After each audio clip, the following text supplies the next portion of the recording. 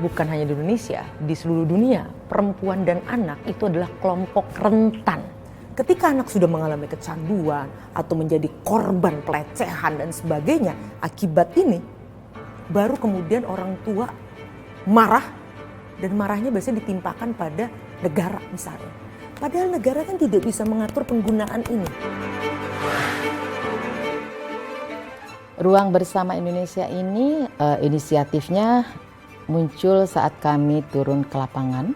Banyak sekali kasus-kasus kekerasan terhadap perempuan dan anak, sehingga kami menyimpulkan bahwa butuh ruang bersama untuk membangun rasa solidaritas, empati masyarakat di tingkat desa.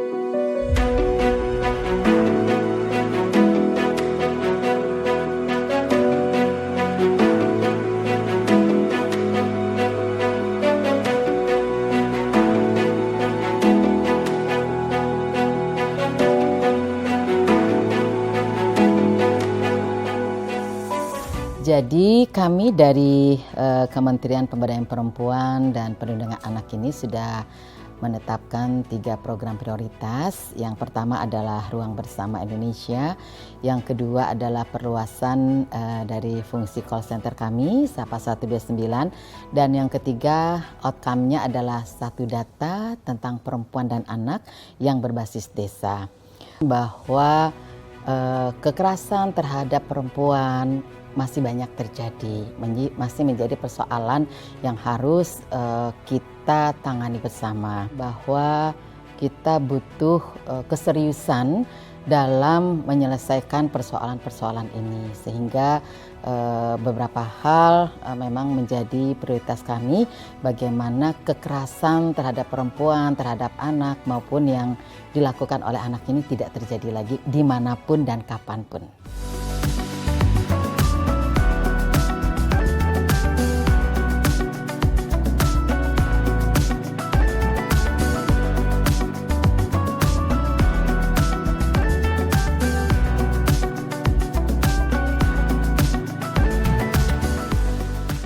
Saat ini udah lebih dari sekitar 3.000 desa yang ramah perempuan dan anak. Kalau zamannya Bu Bintang, desa kelurahan yang ramah anak perempuan ini hanya menjadi fokus kementerian kami. Maka sesuai amanah dari Bapak Prabowo, kita lanjutkan dengan nama Ruang Bersama Indonesia, yaitu ruang kolaborasi dengan berbagai kementerian dan lembaga. Ruang Bersama Indonesia ini inisiatifnya muncul saat kami turun ke lapangan. Banyak sekali kasus-kasus kekerasan terhadap perempuan dan anak, sehingga kami menyimpulkan bahwa butuh ruang bersama untuk membangun rasa solidaritas, empati masyarakat di tingkat desa. Ruang bersama ini jangan dilihat secara fisik, bahwa harus ada ruangan yang kami ciptakan, tidak. Tetapi lebih kepada fungsinya untuk kolaborasi. Yang ada dalam bayangan kami, sebetulnya RBI ini ingin mewujudkan desa yang ideal, yang ini hasil kerja bareng, kerja keroyokan dari berbagai lembaga kementerian dan juga masyarakat.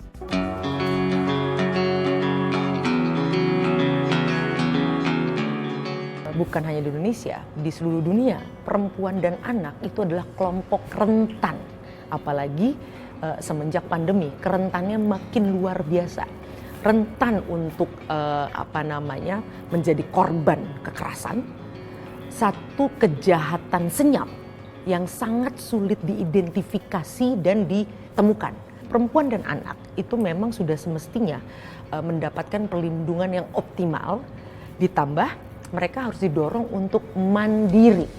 Nah, Ruang seperti ini yang kemudian diorkestrasi oleh negara lewat kementerian tentu saja menjadi satu program yang penting.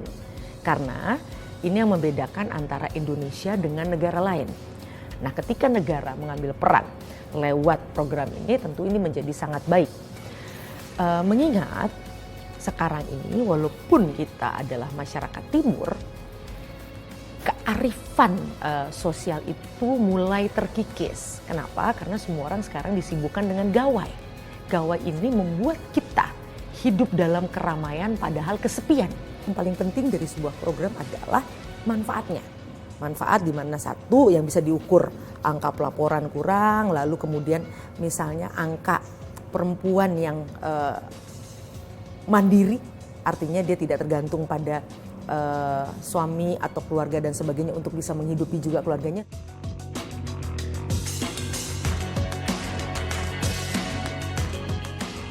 Ketika anak sudah mengalami kecanduan atau menjadi korban pelecehan dan sebagainya, akibat ini baru kemudian orang tua marah, dan marahnya biasanya ditimpakan pada negara misalnya. Padahal negara kan tidak bisa mengatur penggunaan ini.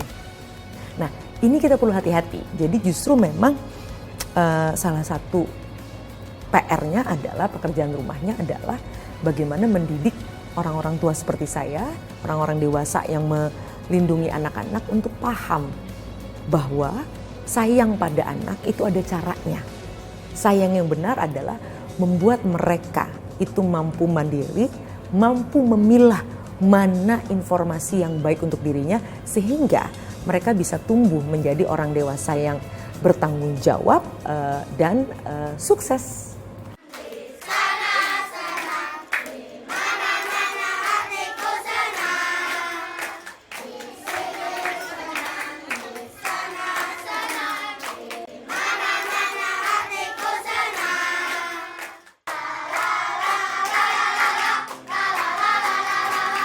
Waktu awal kami ingin melonsing, dari setiap provinsi itu siap 3 desa. Jadi kalau kita total ada sekitar 140 desa yang siap bertransformasi untuk menjadi RBI. Tetapi kami menyadari keterbatasan kami sehingga setelah kita konsolidasi internal di kementerian, udahlah kita ambil per zona saja. Jadi tadi ada Sumatera, Kalimantan, Sulawesi, Indonesia Timur, dan Jawa. Nah, best practice dari apa yang mereka lakukan ini kemudian kita kompilasi, Mas. Nah, upaya-upaya yang dilakukan oleh kepala desa, oleh masyarakat di desa tersebut seperti apa? Ini yang kita pelajari, kemudian kita jadikan sebagai apa ya, bukan modul ya, best practice yang bisa direplikasi di daerah lain.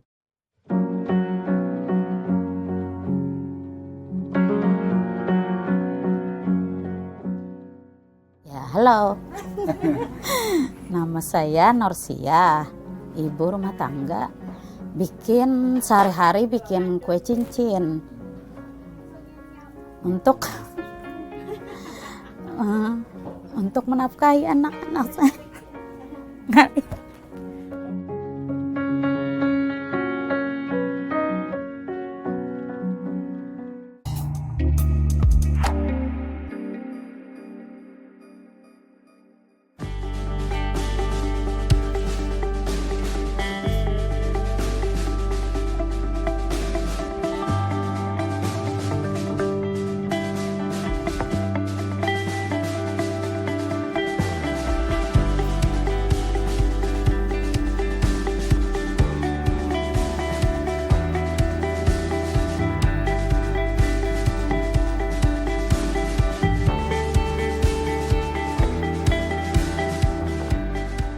Pelindungan anak ini sangat kita jadi perhatian khusus, yang mana di dalam pendidikan kita tekankan bahwa kita akan meningkatkan akhlak anak-anak supaya nanti dia sejak kecil sampai dewasa dia membawa perilaku yang baik. Kemarin datangnya Bu Menteri di Desa Pulau Swange, ini adalah sangat salah satu kehormatan buat Kabupaten Beritukuala.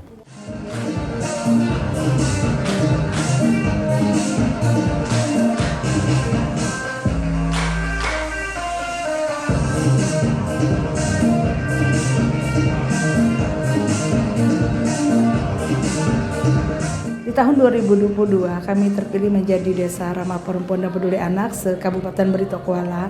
Jadi kami adalah pilot project 2 desa di Kabupaten Beritokuala untuk Desa Ramah Perempuan dan Peduli Anak. Itu adalah suatu amanah yang mana apakah kita bisa mewujudkan karena kita diberi kepercayaan oleh Bupati Beritokuala terpilih menjadi Desa Ramah Perempuan dan Anak, maka kami terpilih saat itulah kami bergerak. Bagaimana kami caranya memberdayakan perempuan dan memperhatikan bagaimana anak-anak di Desa Pulau Suwangi.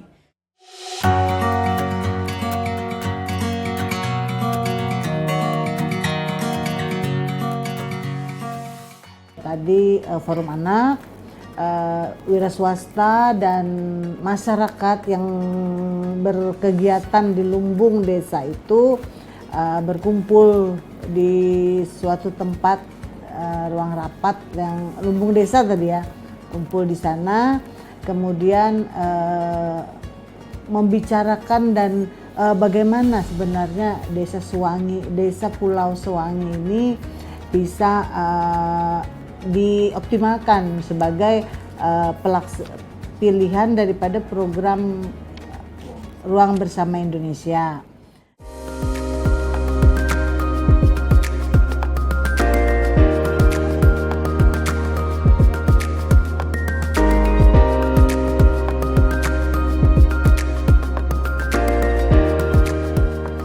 Saya Muhammad Muslik Hairul Ajam, umur saya 15 tahun, kelas 9. Perasaan saya di desa ini, saya sangat bangga dan sangat senang karena saya sangat beruntung karena desa ini berbeda dari desa-desa yang lain. Kegiatan-kegiatan di Desa Pulau Suwangi ini lebih banyak yang positif dibanding negatif.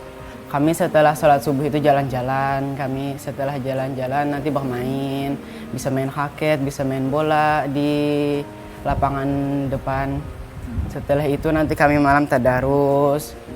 Sore habis asar itu kami bisa mengaji di tempat pengajian. Disitulah kami terkumpul bersama.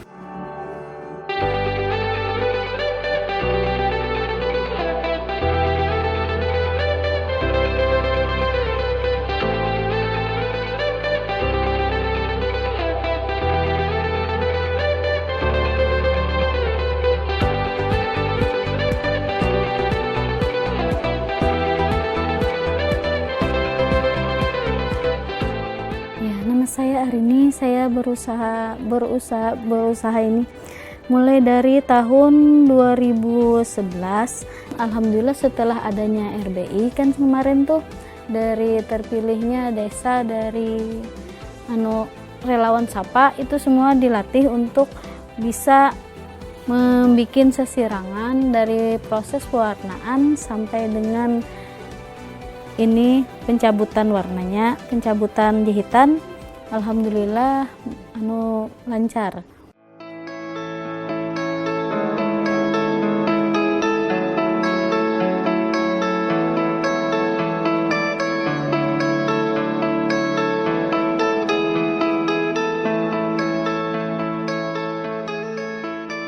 Ya, halo.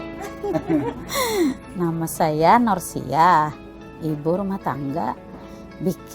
Sehari-hari bikin kue cincin. Untuk menafkahi anak-anak saya. Alhamdulillah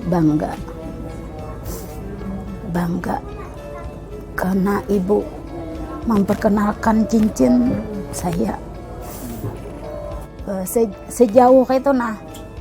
Jadi alhamdulillah cincin ulun laris manis.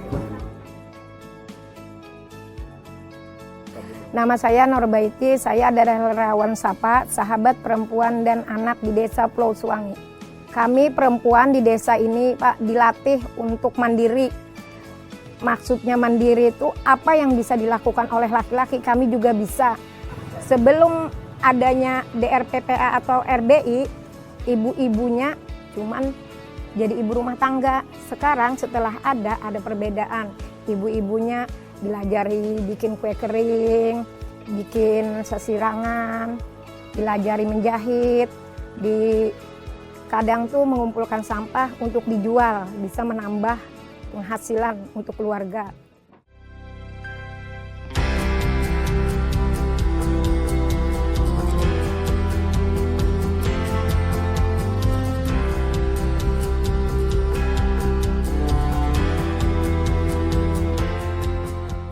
Nah, kekerasan terhadap perempuan dan anak sudah dipastikan tidak ada. Jadi yang dioptimalkan lagi adalah pemberdayaan perempuannya supaya bisa lebih pengarus utamaan gender yang ada di situ itu memang benar-benar mendukung perempuan untuk berkembang, tidak mengungkung perempuan dengan misalnya bisa berkarya di rumah, bisa wirausaha dan sebagainya, dan juga mendidik anak.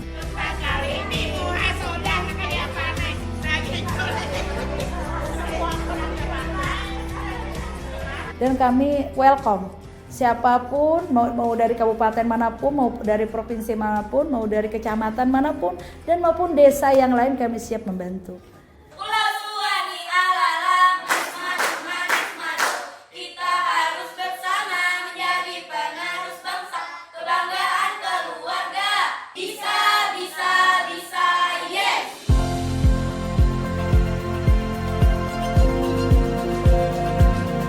Dengan kebersamaan itu, desa itu akan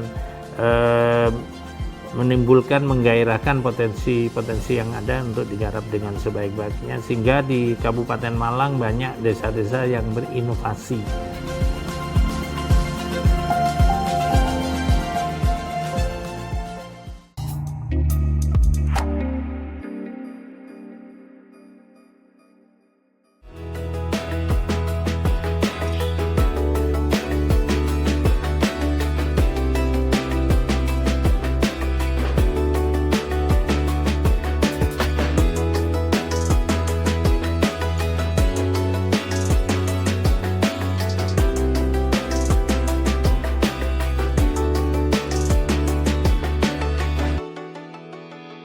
Program ramah anak ini penting agar anak-anak kita nanti tumbuh dengan baik, dan juga perlindungan perempuan. Kita lihat kebersamaan dan inovasi yang dilaksanakan oleh Desa Kalisongo yang membentuk kampung Cempluk itu sebagai tradisi untuk membangkitkan semangat untuk kebersamaan, membangun gairah di desanya.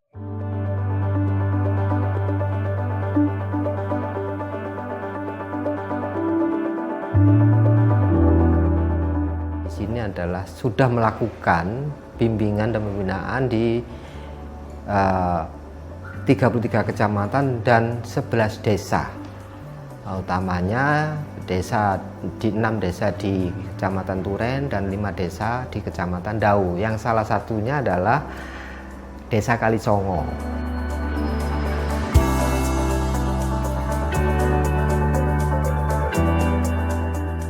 Bahwasanya desa kami, Desa Kalisongo ada kampung, yaitu salah satu kampung kami yang ada gelaran yang biasa disebut festival, yaitu Kampung Cempluk dari desa di wilayah RW bawah.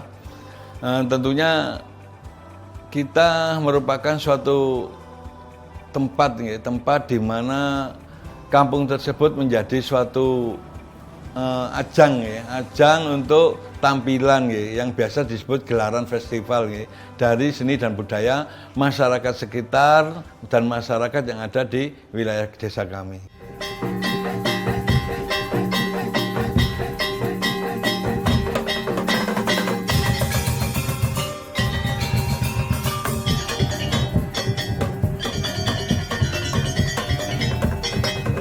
Kenapa ini menjadi penting gitu? Karena pilar utama ketika kita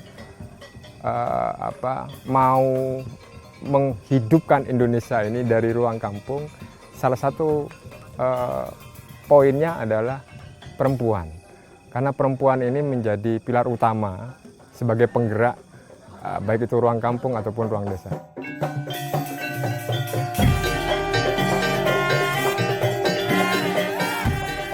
Kampung Cempluk dalam perjalanannya sudah masuk ke tahun ke-15 kalau meruntut dari sebuah perjalanan festival. Banyak perkembangan. Salah satunya adalah dulu kita titik tekannya bahwa kualitas SDM itu sangat diperlukan.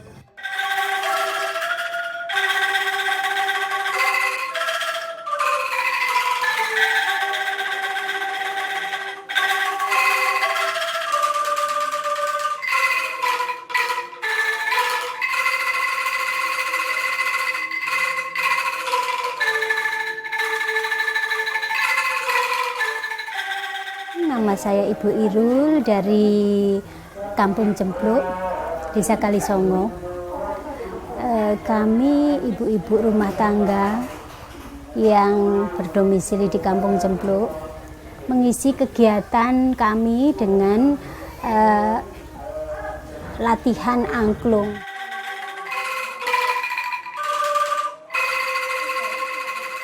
Kami memang mengisi kekosongan waktu dengan acara latihan angklung. Untuk anak-anak muda biasanya ada kegiatan mereka belajar tari.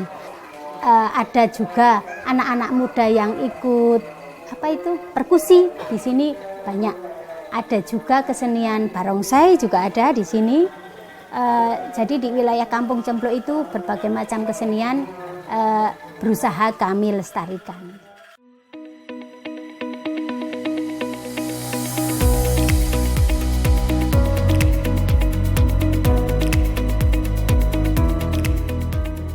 Ada ruang bermain khusus ya yang perlu diciptakan di desa tersebut untuk mengatasi para anak-anak dan remaja yang hobinya main gadget. Kami aktifkan kembali permainan-permainan yang sifatnya kolaboratif ya, tradisional yang sudah pernah ada di Desa Kalisongo utamanya. Ada yang namanya interaksi antar kita. Kalau anak itu main gadget sendiri, apa yang diterima dari gadget itu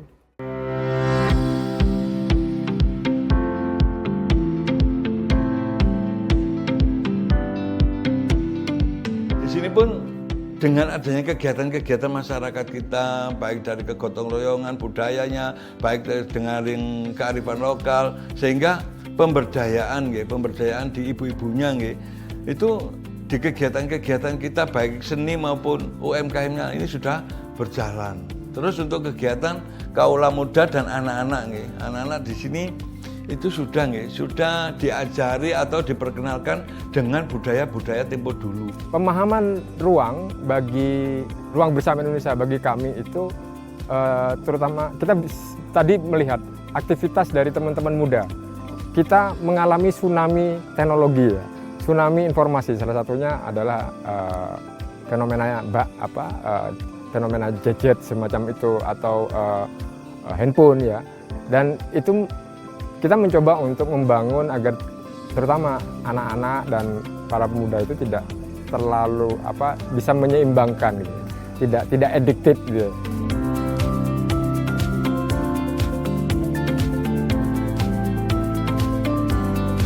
Dengan kebersamaan itu, desa itu akan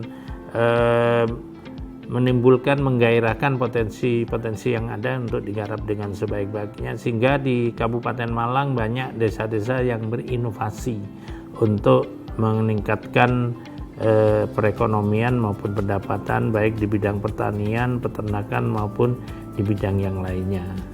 Terus diadakannya RBI semoga bisa menampung apa atau ide atau kegiatan apa yang sekiranya ada di Kampung Cempluk ini yang mungkin kurang mendapat dukungan karena mungkin memang belum ada bukti kalau hal-hal tersebut terutama yang dilakukan ibu-ibu, anak-anak itu bisa baik untuk kedepannya.